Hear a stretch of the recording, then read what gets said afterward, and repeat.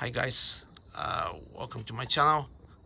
I finally did it. I've been looking to get a tracked loader for a long time, and I've been keeping my eyes open for one of those Terex PT80s.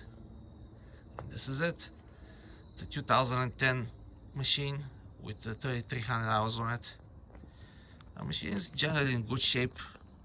There was a few minor things that I had to fix.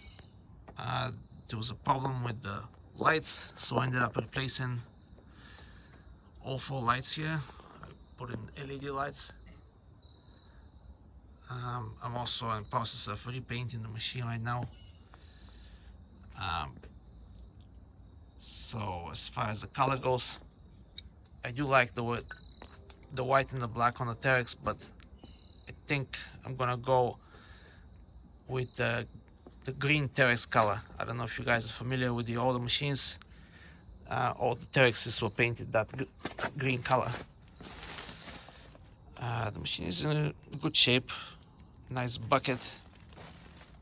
No oil leaks except for that hydraulic cylinder here.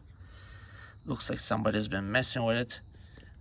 It does feel oily. It's not a steady drip, but there is a little bit of seepage here from the seal. Also, you can see all the scuffs here. This happens from moving rocks and stuff like that, getting trapped when the bucket is curling. This cylinder here on the left side, it's also quite scuffed, but there's no leaks on it.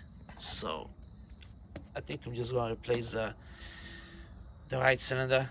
The cost is about $400 just for the cylinder itself, and you know, if you do it yourself, then you save yourself a ton of money.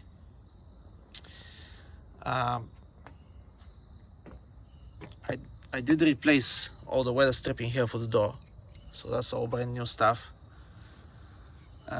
Fixed the wiper. What else did I do? There was some electrical issues with the tach that wasn't working, so that's all fixed as well.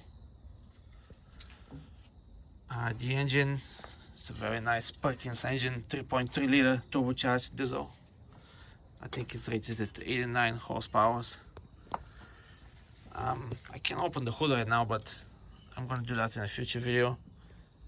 So as you can see, the machine's got a few rusty spots here and there that I don't like. I like my machines to look as clean, as new as possible, so all that's going to be painted. I did remove all the decals here, and I'm going to use goof off to get all the sticking stuff that was left behind. Other than that, guys, the machine is in good shape. Like I said, I will be making another video when I'm changing the hydraulic fluid, and I'm going to be making a bunch of other videos here on this machine as I'm painting it and restoring it. So please subscribe to my channel, and thank you for watching. Stay tuned for more videos here of the progress of this machine.